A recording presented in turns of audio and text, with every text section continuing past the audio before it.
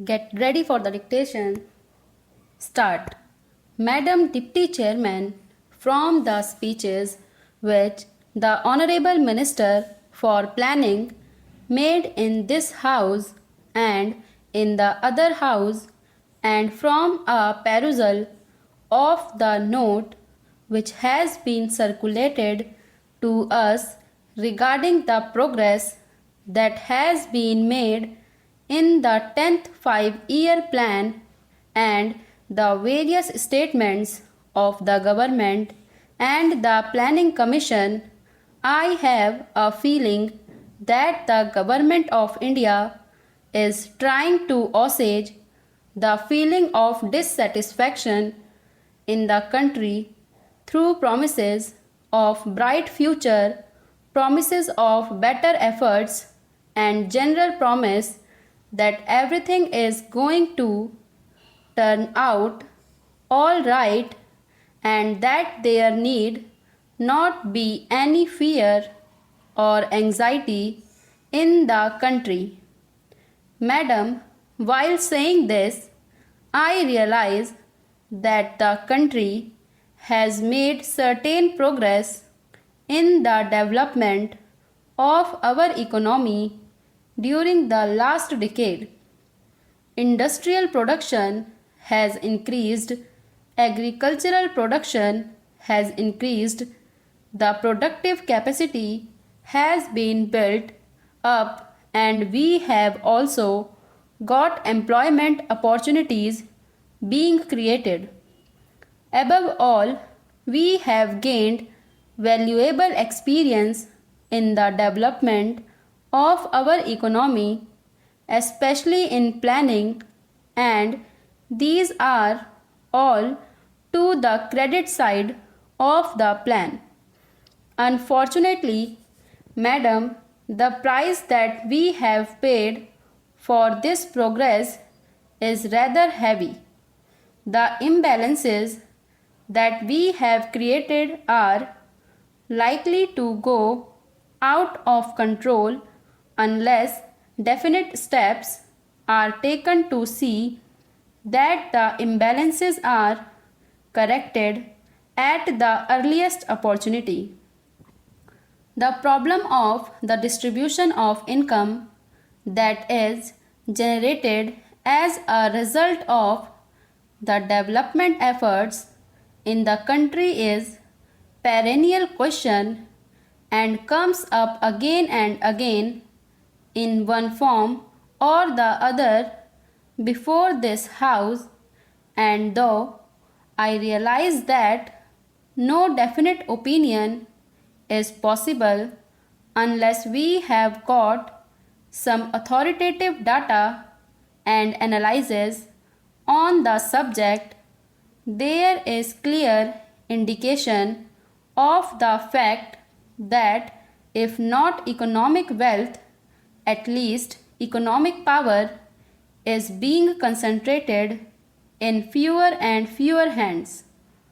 As long as economic power is concentrated in such few hands, it will not be possible for us to develop in the matter in which we like, whatever may be our regulatory and control apparatus, whatever may be our policy, whatever may be the objectives that we place before the country. Similarly, the imbalance between the rural and the urban sector is also increasing. I do not know whether is the rural areas some income has been pumped in as a result of our planned development.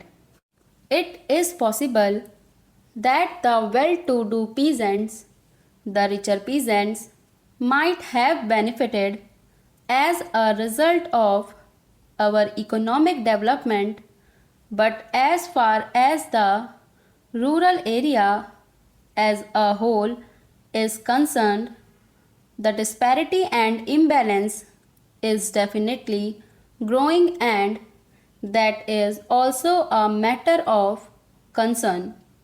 The very fact that urbanization takes place at such a rapid rate in our country is visible proof that the imbalance has been growing, with the result that neither the urban areas nor the rural areas are today in a position to live the life that they were living before our planned developmental efforts started. Now there is over congestion in the urban areas. The civic amenities are all on the point of breaking down, and they continuously break down with the slightest accident here or there. The slums are increasing at a rapid rate and unemployment is increasing. Whatever may be the figures regarding crimes, etc., that may be published by the government, there is a definite impression in the country that the crime situation is also deteriorating. That is because of the congestion in the urban areas, because of the difficulties due to lack of resources.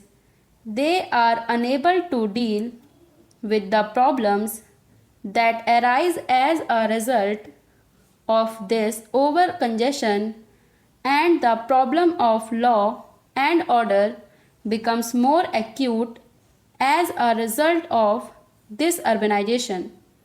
Thirdly, the question of unemployment has also taken a rather serious turn, and when the government spokesman addresses homilies to others regarding the agitation against high prices and higher taxes, they completely forget that year by year one earner has to support more and more people, and we have got the authority of no less a person than the planning minister himself to say that the real income of the earner, at least in the lower income groups, has not risen, and in spite of that, that earner has to support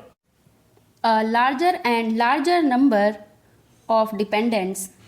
There is so much dissatisfaction in the country that people are clamoring against rising prices and rising taxes.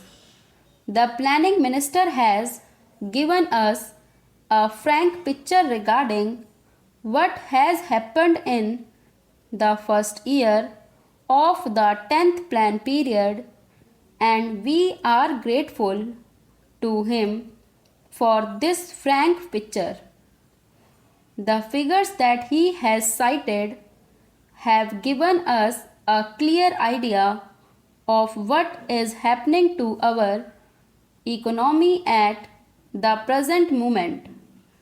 But he has tried to strike a note of optimism. He has tried to explain the reasons that are responsible for this state of affairs, and he has also indicated that the Planning Commission is conscious of all these drawbacks.